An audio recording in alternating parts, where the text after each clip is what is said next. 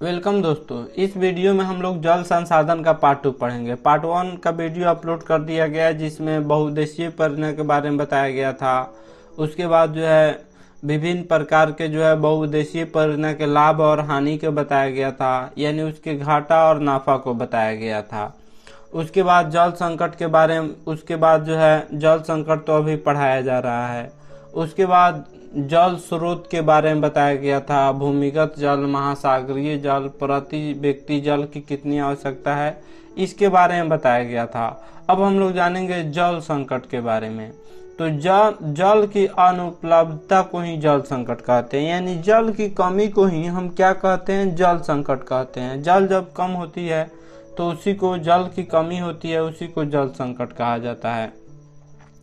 जल संकट आखिर उत्पन्न कैसे होता है? तो बढ़ती हुई जनसंख्या के कारण, उनकी मांग तथा जल के असमान वितरण के कारण ही जल संकट उत्पन्न होती है।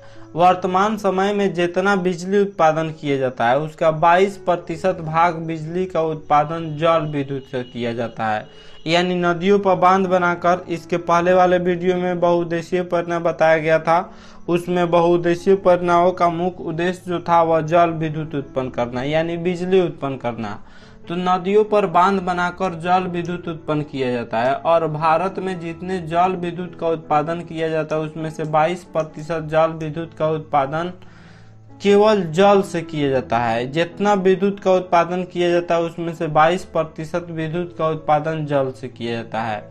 और उद्योगों में भी मृदु जल का दबाव बढ़ रहा है। बताए थे आप लोगों का कि टोटल जितना भी जल है उसका 97.5%, 97.5% जल जो है यह खारा जल है, यह महासागरीय जल है, इसे हम पी नहीं सकते हैं। और कुल जल का 2.5% जल ही मृदु जल के रूप में है, जो पीने योग्य है, जो स्वच्छ जल के रूप में है। और इसमें कुछ जल विद्युत में उत्पादन हो रहा है, कुछ उद्योगों में, बड़े बड़े इंडस्ट्री में इसका उत्पादन हो रहा है, जिसके कारण मृदु जल पर दबाव बढ़ रहा है और एक मृदु जल पर संकट उत्पन्न हो रहा है, जिसे जल संकट का नाम दिया गया है। शहरों में बढ़ती हुई आबादी एवं शहरी जीवन शैली के कारण जल एवं विद्युत की आवश्यकताओं में तेजी से वृद्धि हुई है। जल की पर्याप्त मात्रा होने के बावजूद भी लोग प्यासे हैं, क्योंकि जल बहुत मात्रा में है। पूरे पृथ्वी पर 71% भाग, यानी 3/4 भाग, 4 हिस्से में से 3 हिस्से भाग पे क्या है, जल है। लेकिन वह जल खारा जल है, उसे हम पी नहीं सकते, हमें मृदु जल चाहिए। और मृदु जल कुल जल का कितना है, मात्र 2.5% है। तो इसलिए जल की पर्याप्त मात्रा होने के बावजूद भी लोग प्यासे हैं। इस दुर्लभता का कारण है कि जल की खराब गुणवत्ता, यह किसी भी राज्य या देश के लिए चिंतनीय है, बहुत चिंता के विषय है। जल की दुर्लभता, जल की कमी एक बहुत बड़ी चिंता के विषय है। घरेलू एवं औद्योगिक अपशिष्टों द्वारा, घरेलू घर के कचरे होते हैं और उद्योग के कचरे होते हैं, अवशिष्ट मिश्र कचरा होता है। उसके बाद खेतों में हम जो रसायन का उपयोग करते हैं, या फिर फैक्ट्रियों में जो रसायन का उपयोग किया जाता है, जो केमिकल का उपयोग किया जाता है, कीटों की मारने की जो दवा होती है, और कृषि में प्रयुक्त होने वाले जो उर्वरक होते हैं, यह सब जल में मिल जाने से जल की गुणवत्ता को बुरी तरह प्रभावित कर देते हैं, जो मानव के लिए बहुत बड़ी नुकसानदेह है। जल प्रदूषित हो जाएगा। अगर हम प्रदूषित जल को पिएंगे तो हमारे अंदर कई प्रकार की बीमारियां हो जाएगी। केवल कानपुर की बात करें तो कानपुर में 180 चमड़े कारखाने हैं, जो प्रतिदिन 58 लाख लीटर, समझिए इतना, 58 लाख लीटर जो मल होता है, जो गंदा होता है, चमड़ा का गंदा, वह सब गंगा जल में विसर्जित कर दिया जाता है। अब इससे बताइए, गंगा जल दूषित नहीं होगी तो क्या स्वच्छ होगी? क्योंकि उद्योगों के, फैक्ट्रियों के जो कारखाने होते हैं, उसके जो मल मूत्र होते हैं, उसके जो भी मल होते हैं, जो केमिकल होते हैं, सबको नदियों में विसर्जित कर दिया जाता है, नदियों में डाल दिया जाता है, जिसके कारण उसके जल जो होते हैं वह खतरनाक हो जाते हैं, नुकसानदेह हो जाते हैं। इसलिए हमें उद्योग से जो अपशिष्ट निकल रहे हैं, जो कचरे निकल रहे हैं, घरेलू कचरे निकल रहे हैं, उसको नदियों में नहीं डालना चाहिए। और नदियों में अगर डालना चाहिए तो उसे स्वच्छ करके, उसे साफ करके नदियों में डालना चाहिए। जल संरक्षण एवं प्रबंधन की आवश्यकता।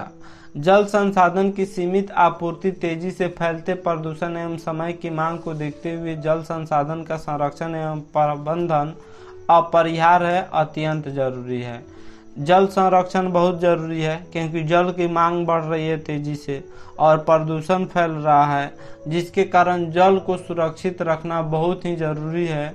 इसलिए जरूरी है क्योंकि स्वस्थ जीवन, खाद्यान्न सुरक्षा, खाने के लिए भोजन, आजीविका और उत्पाद अनुक्रियाओं को सुनिश्चित किया जा सके।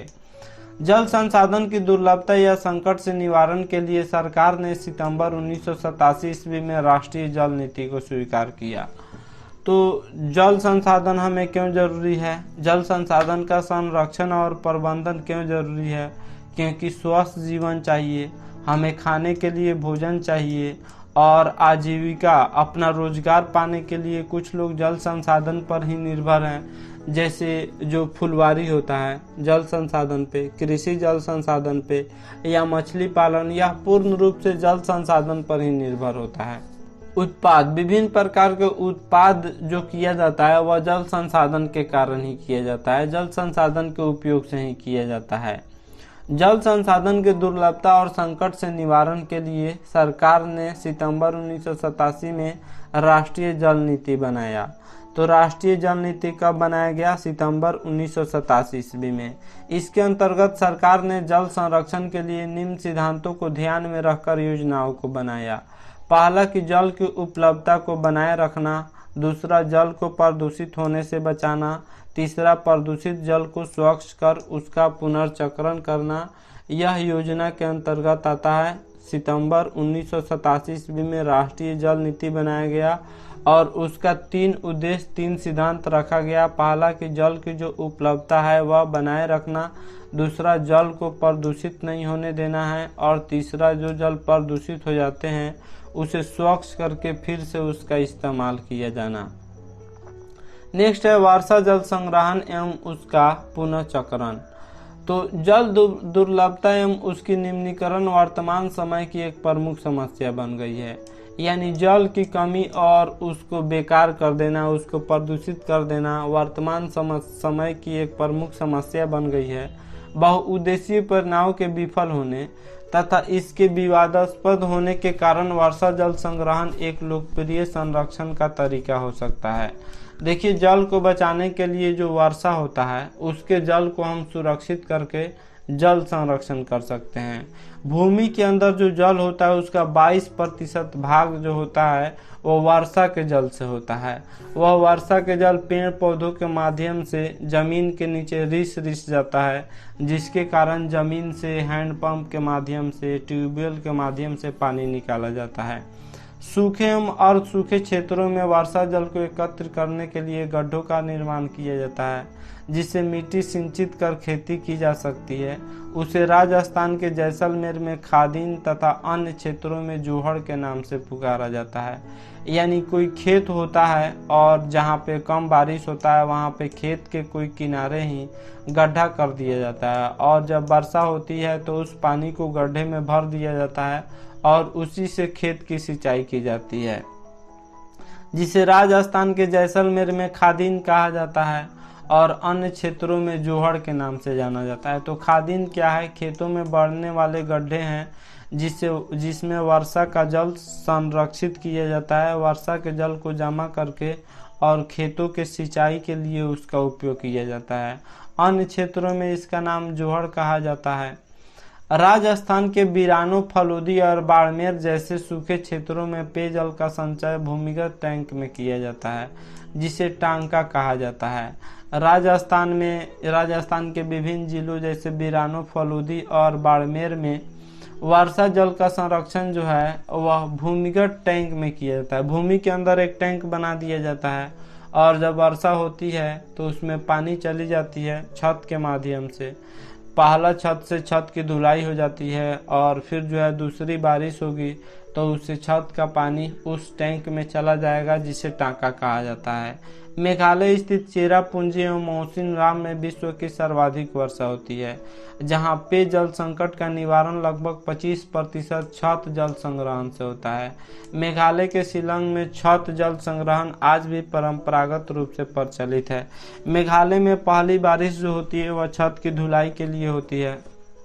उसके बाद जो बारिश होती है उस बारिश से जो छत का पानी होता है उस पानी को टंकी में भर लिया जाता है और उसी को पीने के रूप में इस्तेमाल किया जाता है या फिर खेतों की सिंचाई के लिए उसका इस्तेमाल किया जाता है।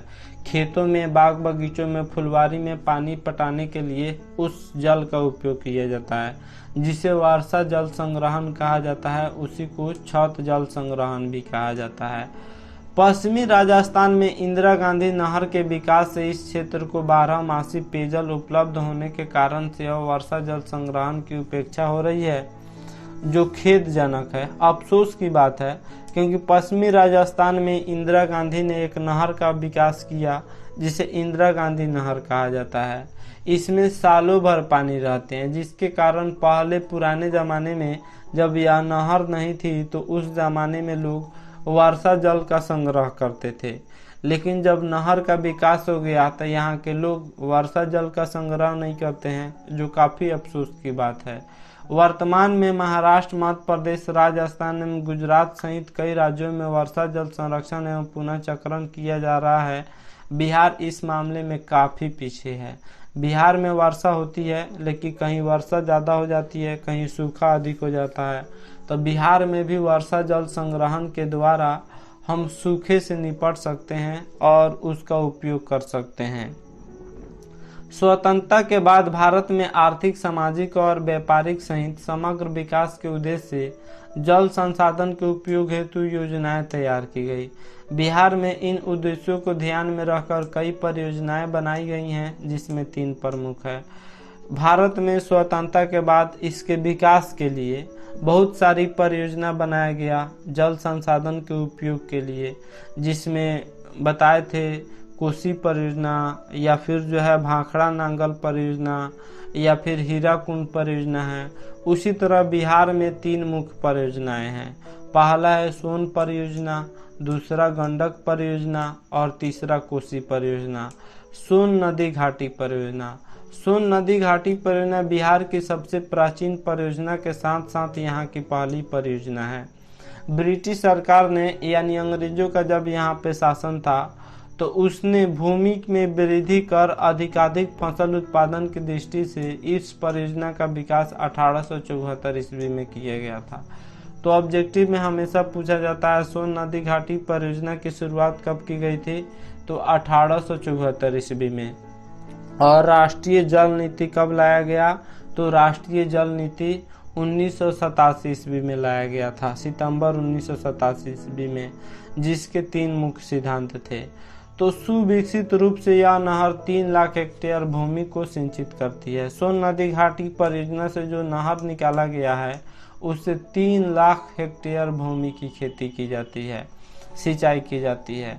1968 ईस्वी में इस योजना के डेहरी से 10 किलोमीटर दूरी पर स्थित इंद्रपुरी नामक स्थान पर बांध लगाकर बहुउद्देशीय परियोजनाओं का रूप देने का प्रयास किया गया। इससे पुराने नहरों जल के बैराज से पुनर्पूर्ति, नहरी विस्तारीकरण एवं सुदृढ़ीकरण हुआ है। यही वजह है कि सोन का वह सूखाग्रस्त प्रदेश आज बिहार का चावल का कटोरा के नाम से विभूषित हो रहा है, क्योंकि वह पहले सूखाग्रस्त था। लेकिन इस योजना के विकास के कारण जो है अब बिहार का जो सूखाग्रस्त प्रदेश सोन था वह अब चावल का कटोरा कहा जाता है। इस परियोजना के अंतर्गत जल विद्युत उत्पादन के लिए शक्ति गृह भी स्थापित हुए हैं। पश्चिमी नहर पर डेहरी के समीप शक्ति गृह की स्थापना की गई है, जिससे 6.6 मेगावाट ऊर्जा प्राप्त होती है। इस परियोजना से जल विद्युत का भी उत्पादन किया जाता है, बिजली का उत्पादन किया जाता है, जिससे 6.6 जो काफी अधिक बिजली होता है, तो इतना मेगावाट ऊर्जा का उत्पादन किया जाता है। और इस ऊर्जा का उपयोग डालमिया नगर का एक बड़े औद्योगिक प्रतिष्ठान के रूप में उभर रहा है। इस ऊर्जा के उपयोग के कारण जो है एक बड़ा उद्योग भी खुल गया, डालमिया नगर उद्योग, जो औद्योगिक प्रतिष्ठान है, और यह इसी योजना के कारण उभर कर बाहर आया हुआ है। बिहार विभाजन के पहले इंद्रपुरी जलाशय योजना कदवन जलाशय योजना के नाम से जाना जाता था, लेकिन बाद में जो है यह क्या हो गया, इंद्रपुरी हो गया बिहार विभाजन के बाद, लेकिन उसके पहले कदवन जलाशय योजना के नाम से जाना जाता था।